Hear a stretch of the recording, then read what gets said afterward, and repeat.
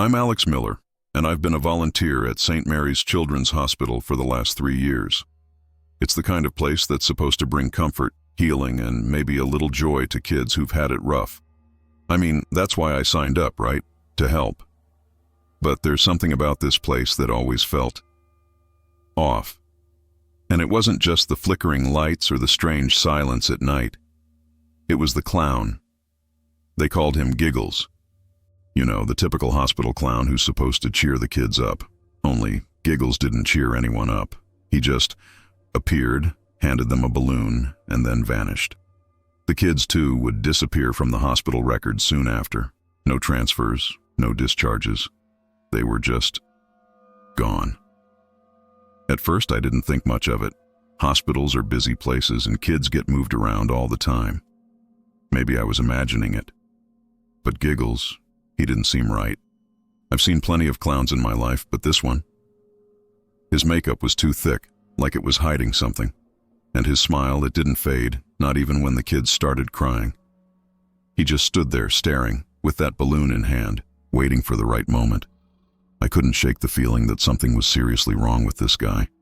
I started paying more attention to his visits.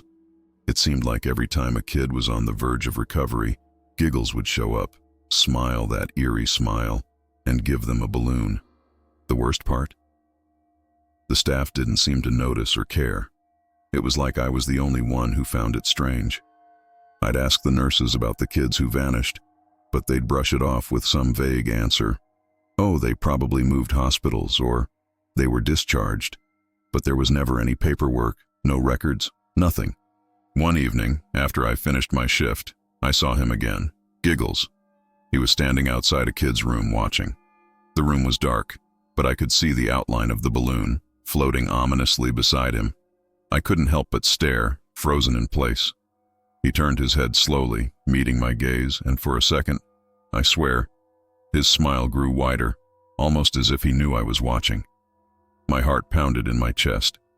That was the first time I truly felt afraid. That night, I couldn't sleep. Every time I closed my eyes, I saw Giggles' face. That painted smile burned into my brain. I started to wonder if I was going crazy, imagining things that weren't there. But I knew what I saw. I knew something wasn't right. The next day I went back to the hospital, determined to find out what was happening. I couldn't just ignore it anymore. I needed answers.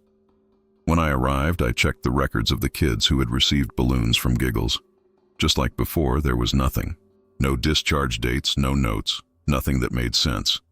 It was as if they had been erased from existence. The only thing left behind was the memory of that red balloon floating silently in the air.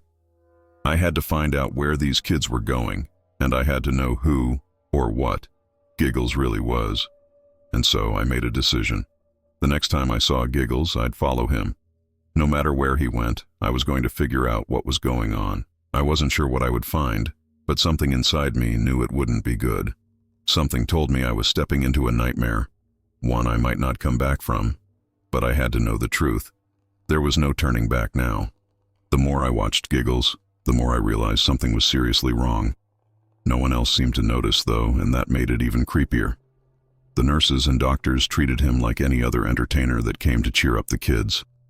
But every time I saw that painted grin and the way he handed out balloons like they were invitations to some dark, hidden place, my stomach turned. Each kid that got one of those balloons vanished soon after. Moved hospitals was the usual excuse, but I knew better. They were just gone, like they'd never been there. I tried asking around, trying to see if anyone else thought it was strange. Most of the staff either shrugged it off or gave me those condescending smiles like I was overthinking it. It's a big hospital, Alex. Kids get transferred all the time, they'd say. But they didn't get it. No one knew where those kids were going, and no one seemed to care. It was like they were under some kind of spell, just blindly accepting that everything was fine. But everything wasn't fine. I could feel it in my bones. Then one day I saw it happen again. A little girl named Emma was being discharged. Or at least, that's what the paperwork said.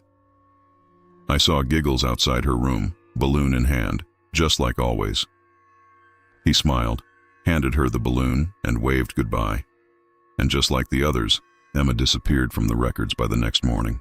No one even blinked. No one asked where she went. It was like she'd never existed. That was the last straw. I couldn't just sit by and let this keep happening. I had to find out what was really going on. I started following Giggles around the hospital whenever I saw him. I wasn't sure what I was expecting to find, but I knew he had to be hiding something. For a while, he just went about his routine, visiting kids, handing out balloons, smiling that same unnerving smile. But then one day, he did something different. After visiting another kid, he didn't leave through the front doors like he usually did. Instead, I saw him slip into a side hallway I'd never noticed before. My heart was racing as I followed him down the hallway. It was dimly lit, and the further I went, the more I realized this wasn't a part of the hospital I had ever been in. The walls were old, almost like they hadn't been touched in years. Dust covered the floor, and the air felt thick, like I was walking into some forgotten place. And that's when I saw him. Giggles, standing at the end of the hallway, just staring at me with that smile. He didn't move. He didn't say anything. He just stood there, waiting. I hesitated. Every instinct told me to turn around and leave, to forget I ever saw anything. But I couldn't. I had come too far. I needed to know what was happening in this place, and why Giggles seemed to be at the center of it all. I took a deep breath and kept walking. The hallway seemed to stretch on forever, but Giggles never moved. He just kept staring, that painted grin never fading. Something about the way he stood there made my skin crawl. But I wasn't about to turn back now. When I finally reached the end of the hallway, Giggles disappeared around a corner. I followed quickly, but by the time I turned the corner, he was gone. Instead, I found myself standing in front of a set of double doors that looked like they hadn't been opened in years. They were covered in dust and cobwebs, and the air felt even thicker here, almost suffocating. This was it. Whatever was happening in this hospital, it had something to do with what was behind those doors. I could feel it. I stood there for what felt like forever, staring at those old double doors, wondering if I was making a huge mistake. My heart was pounding and my hands were shaking, but I knew I had to see what was inside. With a deep breath, I pushed the doors open, the sound of creaking metal echoing through the empty hallway. What lay beyond was like stepping into another world. The air was thick with dust, and the smell. It was sweet, but not in a comforting way. It reminded me of rotting flowers, something sickly hiding beneath the surface. The room was dimly lit by flickering fluorescent lights, and as my eyes adjusted, I saw them. Dozens of small, old hospital beds lined the walls, each one covered in cobwebs and shadows. And tied to the end of every bed, deflated and torn, were balloons. They hung there like silent sentinels, sagging under the weight of time and decay. My chest tightened as I realized what I was looking at. These were the beds where the missing kids had stayed. But where were they now? The silence in the room was deafening, and I could feel something watching me, something that wasn't supposed to be there. I took a step further into the room, trying to make sense of what I was seeing. Each bed seemed to have a story, a presence, like the kids who had once laid there had left a piece of themselves behind. I couldn't shake the feeling that I wasn't alone, that the room itself was alive with the memories of the children. I heard faint giggles, but they weren't coming from anywhere in particular. They seemed to float through the air, just out of reach, like echoes from the past. Every fiber of my being screamed at me to leave, but I couldn't. Not yet. As I moved deeper into the room, I spotted something at the far end. It was hard to make out at first, but as I got closer, my heart nearly stopped. Giggles was standing there, completely still, waiting for me. His face was hidden in the shadows, but that painted smile was unmistakable. My mouth went dry, and I could feel a cold sweat break out across my skin. He didn't move. He didn't speak. He just stood there, watching me, like he had been waiting for this moment all along. The air felt even heavier now, like it was pressing down on me, suffocating me. I didn't know what to do. Part of me wanted to run, to get as far away from this place as possible, but my legs wouldn't move. It was like I was frozen, trapped in that moment, unable to tear my eyes away from Giggles. His smile seemed to stretch wider the longer I stared at him, and for the first time, I saw something in his eyes. Something dark, something wrong. This wasn't just a clown. This was something else, something much older, much more dangerous. I could feel it in the pit of my stomach, a deep gnawing fear that wouldn't go away. Suddenly the lights flickered, and the room plunged into darkness. I could hear my own breathing, ragged and shallow, as I fumbled for my phone to use as a light. When the screen finally illuminated the room, Giggles was gone. But the giggling, it was still there, faint but constant, like it was circling me. I whipped my head around, trying to find the source, but there was nothing. Just those old beds, the deflated balloons, and the oppressive silence that filled the air. I felt like I was losing my mind. I knew I had to get out of there. My hands were trembling as I turned to leave, but just as I reached the door, I felt something cold brush against my wrist. I looked down, and my heart nearly stopped. There, tied tightly to my wrist, was a balloon, just like the ones Giggles gave to the kids. I tugged at it, trying to pull it off, but it wouldn't budge. It was like it was part of me now. A mark, a sign that I had crossed a line I wasn't supposed to cross. The giggling grew louder, closer, and I knew that whatever was happening, it wasn't over. Not by a long shot. As I stood there staring at the balloon tied to my wrist, my mind raced. How had it even gotten there? One moment I was alone, and the next I was marked, just like the kids who had disappeared. The fear that had been simmering in my gut exploded into full-blown panic. I tugged harder at the string, desperate to tear it off, but the knot wouldn't give. It was like it had fused to my skin, a reminder that I had gone too far, that Giggles had claimed me. My breathing became shallow, and my heart felt like it was going to beat out of my chest. I wasn't just in danger, I was already caught in whatever nightmare this clown had spun. And then, I heard him. His voice was soft, almost tender, but there was something chilling about it. They never leave. I whipped around, searching the shadows for him, but there was no one there. His voice seemed to come from everywhere and nowhere at once, echoing off the walls, filling the room with a sense of dread I couldn't shake. The children, he continued, they're still here. They never leave. They can't. The giggling grew louder, more frantic, and I felt the weight of the balloon on my wrist grow heavier, like it was pulling me down, dragging me deeper into this twisted reality. I wanted to scream, to shout for help, but my throat felt tight, like something was squeezing the air out of me. The room seemed to close in around me, the shadows growing darker, more oppressive.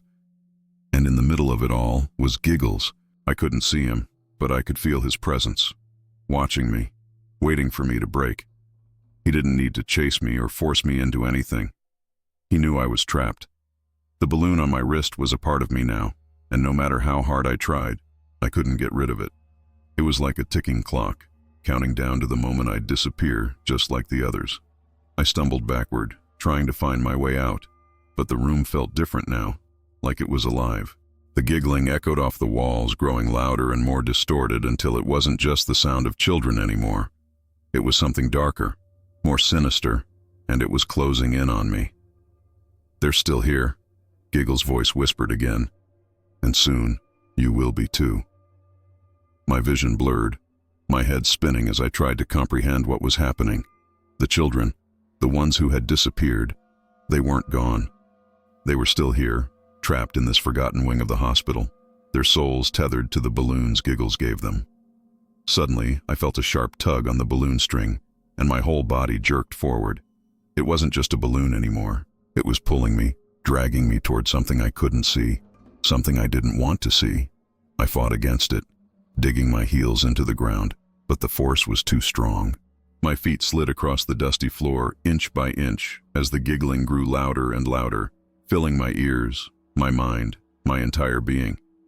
I was losing control, slipping into the same fate as the children who had come before me.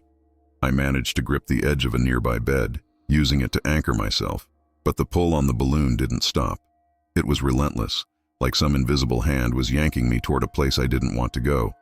My fingers dug into the cold metal of the bed frame, knuckles white with the effort to hold on, but even as I clung to it, I knew it was only a matter of time. The balloon wouldn't let me go, and neither would Giggles. He didn't have to say anything, I already knew. I was his now, just like the others. I joined his twisted collection. For a moment the giggling stopped, and the silence was worse than the sound. It was suffocating, pressing down on me from all sides. I could feel the weight of it in my chest, my lungs burning for air. And then, out of the darkness, I saw him. Giggles. He stepped forward, his face illuminated by the dim light. But this wasn't the clown I had seen before. His makeup was smeared, his eyes dark and hollow, and that smile. It stretched wider than any human face should be able to, twisting into something grotesque, something inhuman. He wasn't a clown. He was a monster. He reached out, and I knew, without a doubt, that I was next. The balloon string tightened around my wrist, and I could feel myself being pulled toward him, toward whatever twisted fate he had in store for me. I couldn't fight it anymore. I ran. I don't even remember how my legs found the strength to move, but I ran as fast as I could, tearing through the darkened hallways, desperate to escape. The balloon still clung to my wrist, its pull relentless, like an invisible force dragging me back toward Giggles. His laughter echoed through the halls, bouncing off the walls and filling my head with a sound so twisted, so wrong, it felt like it would drive me insane. No matter how fast I moved, I couldn't shake the feeling that he was right behind me, waiting for me to fall, to give in. I couldn't stop now. I couldn't let him win. The hospital had never felt this big before.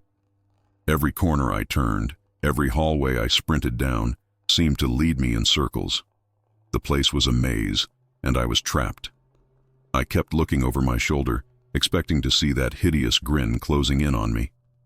But all I saw was the balloon, bobbing along beside me, as if mocking my attempts to escape. My lungs burned, my legs ached, but I couldn't stop. Stopping meant surrendering, and surrendering meant I didn't even want to think about what that would mean. Somehow I found myself back in the main wing of the hospital. The lights were bright, the halls bustling with staff and patients, like nothing had ever been wrong. It was as if the nightmare I'd just lived through had never happened. But the balloon was still there, floating silently at my side, tied tight to my wrist. I tried to tell someone, anyone, what had just happened. I told them about Giggles, about the hidden wing, about the children who had disappeared, but no one believed me. They looked at me like I was the crazy one. One nurse even chuckled. Giggles? That old clown hasn't been around here in years. I couldn't believe it. How could they not see what was happening? How could they just forget? It was like the entire hospital was under some kind of spell, blind to the truth. And the more I tried to explain, the more I realized I was alone in this. No one was going to help me. No one could see the balloon tied to my wrist or hear the laughter still ringing in my ears. I was trapped, just like the kids who had vanished, except my prison was in plain sight, surrounded by people who couldn't or wouldn't see the danger. I tried to leave the hospital. I made it as far as the front doors before the balloon yanked me back, hard. It was like hitting an invisible wall. I stumbled, nearly falling to the ground, as the string pulled tighter, digging into my skin. I looked around, desperate for help, but no one even glanced in my direction. They just went about their day, as if nothing was wrong. Panic set in. I couldn't leave. I was trapped here, just like the others. And the worst part, I knew Giggles was still out there waiting for me. That night I tried everything to get the balloon off my wrist. I pulled, I cut, I even tried burning the string, but it wouldn't break. It was like it was part of me now, an unbreakable bond that tied me to this place, to him. Every time I looked at it, I felt that same sense of dread wash over me, like the clock was ticking down to something inevitable. I could hear Giggles' voice in my head, soft and menacing. They never leave, and neither will you. I barely slept that night. Every time I closed my eyes, I saw his face, that grotesque smile stretched too wide, those hollow eyes boring into me. I knew he was still out there, waiting, watching. And the balloon, my constant reminder, never left my side. It floated silently, like a promise of what was to come. I couldn't run from it, couldn't hide from it. Giggles had marked me, and there was no escaping what he had planned, not for me, not for anyone. I still remember that night like it happened yesterday. My name's Megan Ross, and I'm a psychology student. Although after what happened, I'm not sure how much I trust my own mind anymore. It all started when my friends convinced me to go to this haunted house event. We were just outside Chicago, in this small, almost forgotten town. The theme was clowns. Now, I've never been one for clowns. They've always creeped me out. But you know how peer pressure works. It'll be fun, they said. Just a bunch of actors in makeup. How wrong we were. The moment we stepped inside, I felt this weird sense of dread, like something was off. The actors were terrifying, sure, but that's what you expect, right? Only one of them was different. He wasn't like the rest. His smile was too wide, almost like his face couldn't contain it. And his eyes, those hollow, empty eyes, felt like they were staring right through me. I tried to brush it off, thinking maybe it was just part of the act, but there was something about him. Even when my friends laughed or screamed at the jump scares, I couldn't shake the feeling that this clown was only interested in me. We kept walking through the haunted house, but I swear, every time I turned around, there he was, always standing just far enough to not seem too strange, but close enough that I could feel his presence. And it wasn't just me. My friends noticed him too, but they thought it was hilarious. "He's just messing with you, Megan," they'd say, but I knew. There was something unnatural about him, something that made the hairs on the back of my neck stand up every time he appeared. At one point, we reached a room filled with mirrors. Classic funhouse style, right? The thing is, when we all looked at ourselves in the mirrors, he wasn't reflected like the other actors were. Everyone else had their clown in the reflection, except me. Mine wasn't there, but I could still feel him standing behind me. I turned around, and sure enough, he was there, grinning at me with those empty eyes, but no reflection. I froze. My friends, oblivious, kept moving, leaving me alone with him for just a moment too long. I remember feeling my heart race as I caught up with the group, but something had shifted. From that moment on, I couldn't enjoy the rest of the night. Every scare, every shadow felt like it was him, even when it wasn't. And when we finally left the haunted house, I thought I could breathe again. But as I turned back for one last glance at the entrance, there he was, standing just outside, still grinning, still staring. A couple of days after that night at the haunted house, I started noticing strange things. It wasn't immediate, but it was enough to make me feel uneasy. I'd catch a glimpse of something out of the corner of my eye, just a quick flash of that unnaturally wide grin. But when I looked again, there was nothing there. I figured it was just my imagination playing tricks on me, you know? After all, we'd been to a haunted house full of clowns, and I was already freaked out by the experience. I tried to convince myself that I was just being paranoid. But then it got worse. I was walking to my apartment one evening when I saw him again. At first, I thought it was someone dressed like the clown from the haunted house, which would have been weird enough. But no, it was him. He was standing across the street just watching me, grinning like before. His eyes were still those hollow, empty pits. I felt a chill run down my spine, and I stopped dead in my tracks. People walked by without even noticing him, like he wasn't there at all. That's when I knew something was seriously wrong. I tried to shake it off, telling myself it couldn't really be him. Maybe it was just some freaky coincidence or someone messing with me. But then it started happening more frequently. I'd see him reflected in shop windows, standing in the distance when I walked to class, and always grinning. His face never changed. I'd look away for a second, and when I looked back, he'd be gone. It was like he was following me, but no one else ever seemed to see him. Then, one night, my friend Jessica disappeared. She'd been with us at the haunted house, and she was the first to go missing. At first, none of us connected it to the clown. People go missing all the time, right?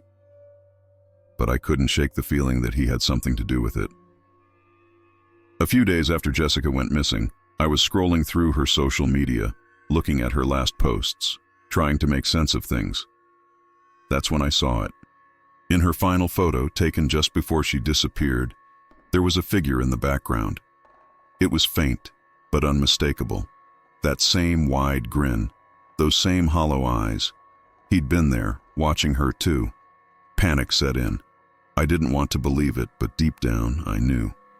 I knew that clown wasn't just some actor.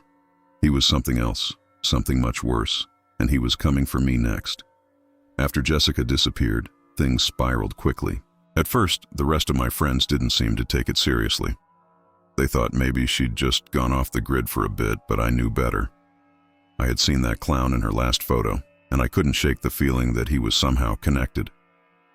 I tried telling the others, but they looked at me like I was losing it. "It's just a coincidence," they said, but I knew it wasn't. And then, one by one, they started disappearing too. The first one, after Jessica, was Ryan. He had been cracking jokes the entire time, never taking anything seriously. But after a week of silence from Jessica, even he started getting nervous. Then, one night, he stopped answering his phone. We went to his apartment, and it was empty. No sign of struggle, no sign of Ryan. Just gone. The police didn't think much of it. They assumed he'd taken off somewhere. But I knew. I had seen the clown that day, standing outside Ryan's building, grinning up at the window. I started to lose sleep. Every night, I would dream of that clown, his grin growing wider, his eyes darker.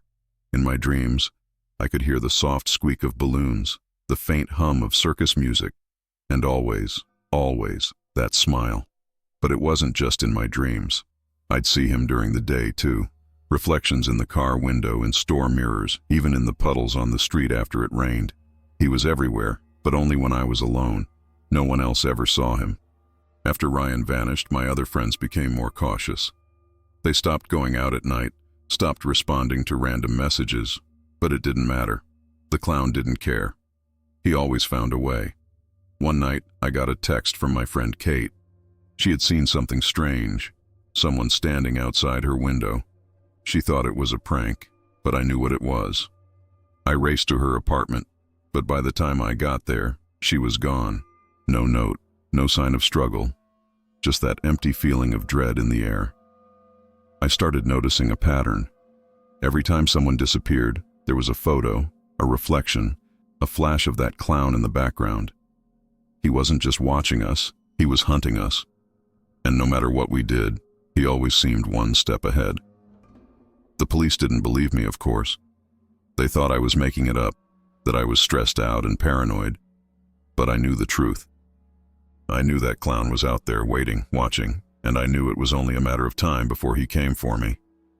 By the time Kate disappeared, I felt like I was living in a nightmare. The clown wasn't just some creepy figure lurking in the background anymore. He was getting bolder. He started appearing in places where I couldn't avoid him. At first, I only saw him in reflections, like some ghost haunting the edges of my reality. But soon, he was there, in the flesh, standing at the end of dark hallways, or across the street from my apartment, always grinning, always watching. One night, I woke up in the middle of the night with a heavy feeling in my chest, like I couldn't breathe. I got out of bed and stumbled into the living room, rubbing my eyes, trying to shake off the fear that clung to me. And that's when I saw him. The clown was standing in the corner of my living room, completely still, just grinning at me with those hollow eyes. I froze. My heart was pounding so hard I thought it might explode. For a second, I couldn't move, couldn't scream. All I could do was stare back. I blinked, and just like that, he was gone. But the damage was done. I knew he wasn't just a figment of my imagination. He was real, and he could reach me wherever he wanted. The next day, another friend vanished. This time it was Greg. We had been texting just hours before, and then nothing. When I tried to call him, his phone went straight to voicemail. I knew I wouldn't hear from him again. Later that night, I found his phone left on my doorstep. There was only one picture on it, the clown's face staring directly into the camera, grinning wider than ever. I started feeling trapped. I couldn't escape him. He was always there, just out of reach, always watching. I stopped going out unless I absolutely had to, and even then I felt his eyes on me. Every time I turned around, I expected to see him standing there, grinning, waiting. And yet he never did anything. He just watched, like he was toying with me, getting closer and closer, waiting for the right moment. I tried to stay strong, but the fear was constant. It ate away at me, making it harder to think, harder to sleep. The police still didn't believe me. To them, I was just another person spiraling into paranoia. But I wasn't paranoid. I was being hunted, and the clown was getting closer every day. I could feel it. It was only a matter of time before I became the next one to vanish. By the time all my friends were gone, I knew I had no one left to turn to. The clown had taken them all, and I was next. The thought of being alone in my apartment terrified me, but the idea of leaving was even worse. I knew he was out there waiting for me, just beyond the safety of my walls. So I did the only thing I could think of. I barricaded myself inside. I locked every door, blocked every window, and turned off all the lights. Maybe if he couldn't see me, he'd leave me alone. But deep down, I knew it wouldn't work. The clown had always found a way in. That night, as I sat in the dark, clutching my phone like it was some kind of lifeline, I heard it. The sound of soft footsteps outside my door. They were slow, deliberate, like whoever was out there wanted me to know they were coming. My heart raced, and my breath caught in my throat. I didn't want to look, but I couldn't help it. I turned on my phone, using the screen as a faint source of light. And there he was. His reflection stared back at me from the black screen of my phone, grinning wider than ever. He was closer now, almost as if he were standing right behind me. I felt the hairs on the back of my neck stand up, and a wave of cold terror washed over me. I knew I couldn't run. I knew it was too late for that. He was here, and there was nowhere left to go. Then, the door creaked. Slowly, almost as if it was being opened by an invisible hand. The footsteps grew louder, closer. I wanted to scream, but no sound came out. All I could do was sit there, paralyzed by fear, watching as the door opened inch by inch. The last thing I saw before everything went dark was his smile, his wide, unnatural grin hovering just inches from my face. It was the same smile I'd seen in my nightmares, the same smile that had haunted me for weeks. Now, I'm not even sure if I'm still here. Maybe I'm just another one of his victims, lost in the darkness, waiting for him to claim someone else. But I know one thing for sure. That clown is still out there, grinning, watching, waiting for his next victim. And whoever it is, they won't see him coming until it's too late. I remember that morning like it was yesterday. My name's James Morgan. I'm 32, and I've been working as a mechanic in this small Ohio town for as long as I can remember. Life's usually pretty simple, you know. Wake up, fix a few cars, maybe grab a beer with the guys, then call it a night. But that morning, everything changed. I woke up and immediately noticed something was wrong. There, on the palm of my hand, was this weird symbol. A clown's face painted with detail, like someone had spent hours perfecting it. At first I thought it was some stupid prank, but how would that even happen while I was sleeping? I stared at it for a long time, trying to figure out where the hell it came from. I mean, it wasn't like I had a wild night out. I went to bed, alone, like I always do. My place is locked up tight. No signs of forced entry, nothing. So how did it get there?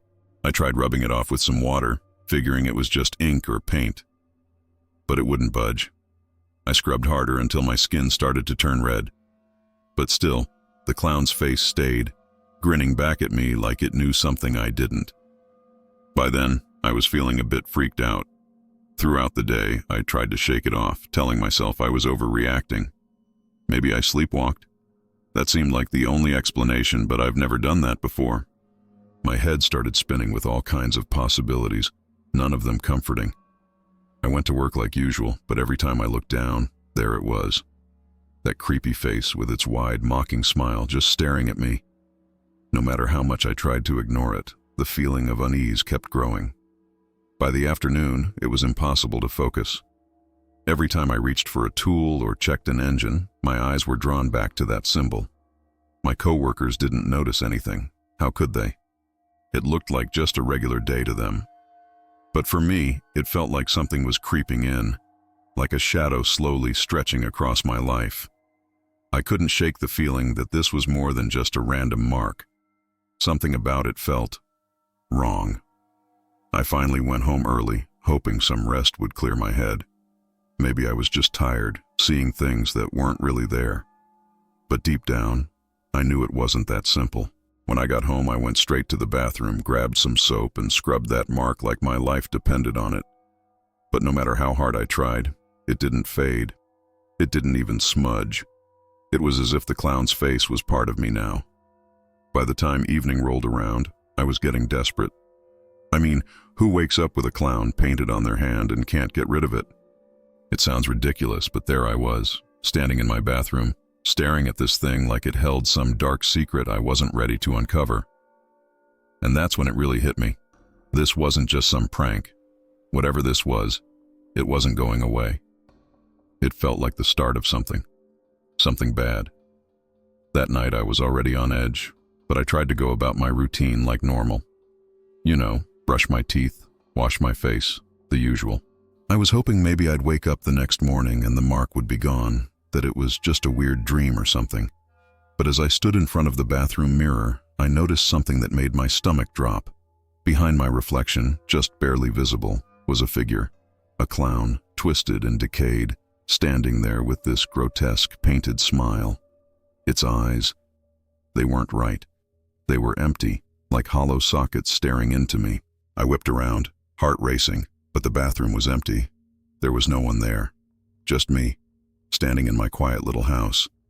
But when I looked back at the mirror, there it was again. This time, it was closer.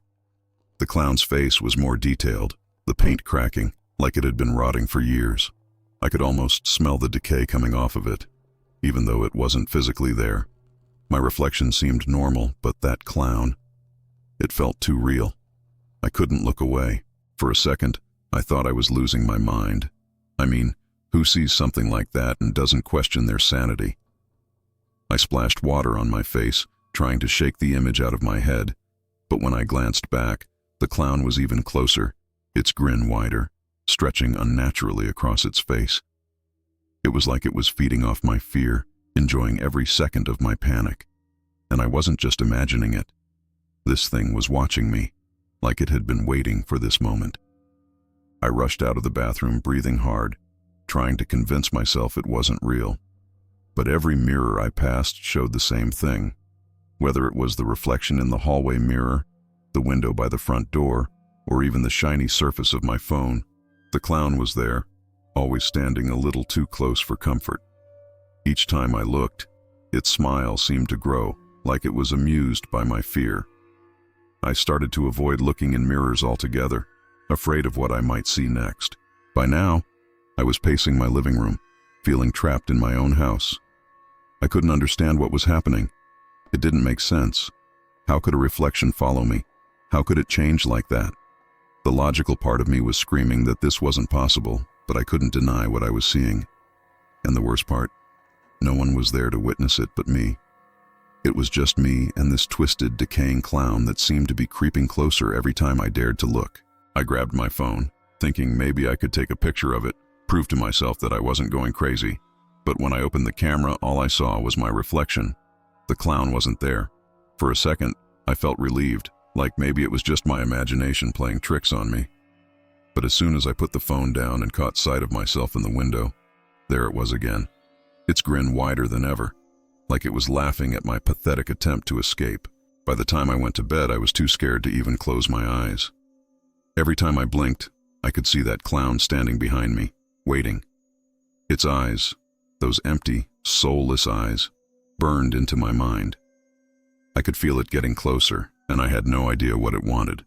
But one thing was certain, it wasn't done with me yet. The next morning, I woke up hoping the nightmare was over, that maybe it was just some hallucination from stress or lack of sleep. But as soon as I looked at my hand, I knew things were worse.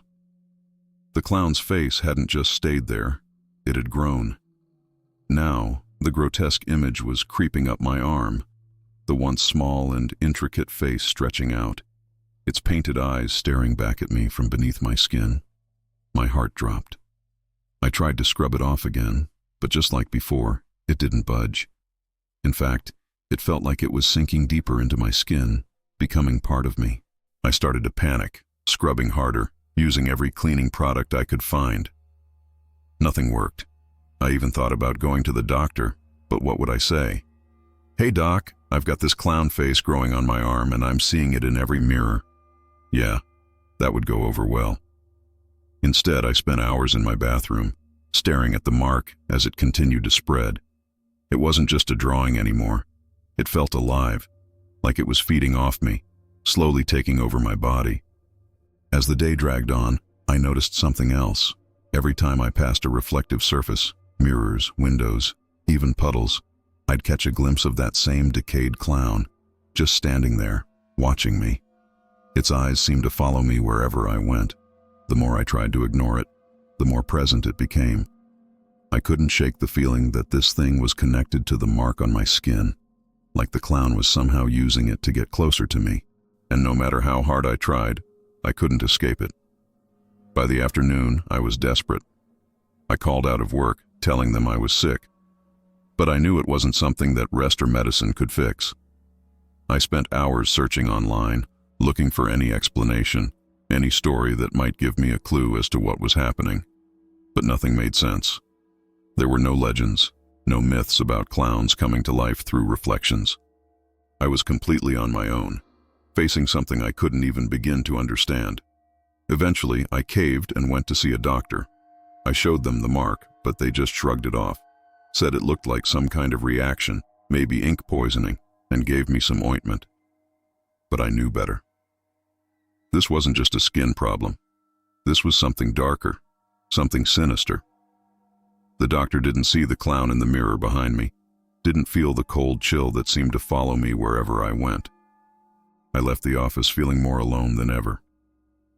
As the day turned into night, the mark continued to spread.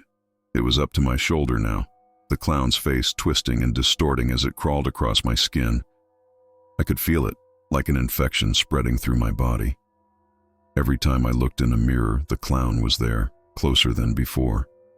Its smile was wider, more menacing, and I knew deep down that it wasn't going to stop. Whatever this was, it was coming for me. And I had no idea how to stop it. By the next day, I wasn't just dealing with the mark anymore. Something had shifted inside me. It was subtle at first. Little things, like feeling more irritable than usual or snapping at people for no reason. But as the hours passed, those feelings got stronger. It was like there was a voice in the back of my mind, whispering things I didn't want to hear. Dark thoughts, violent impulses, and the worst part? I couldn't shake them off. They weren't mine, but they felt so, real. The nightmares started soon after. Every time I closed my eyes, I'd see the clown, its decaying face hovering over me, laughing. That horrible, rasping laugh would echo in the darkness, wrapping around me until I couldn't breathe. I'd wake up in a cold sweat, heart pounding, only to find the mark had spread further during the night. It was crawling down my chest now, wrapping around my ribs like twisted vines. The clown's face was everywhere, on my skin, in the mirrors, even in the shadows of my room. I was losing control, and I knew it. I tried to distance myself from everyone. I didn't want to hurt anyone, but the urges were getting harder to ignore. Every time I saw someone, I'd get this flash of anger, like something inside me wanted to lash out. It wasn't me. I would never hurt anyone. But the clown. It was like it was feeding off my emotions, twisting them, warping them. I couldn't trust myself anymore, and that terrified me. I stopped leaving the house. I figured if I stayed away from people, maybe I could keep them safe. But even in isolation, I wasn't alone. The clown was always there, lurking in the mirrors, in the corners of my vision. Sometimes I'd see it move, just out of the corner of my eye. A twitch of its mouth, a shift of its decayed limbs. It was getting bolder, more real, and every time I saw it, I felt a little more detached, like I wasn't fully in control of my own body anymore. The line between my thoughts and the clown's was blurring.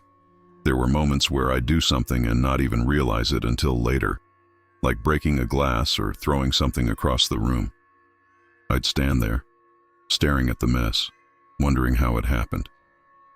It wasn't me. At least it didn't feel like me.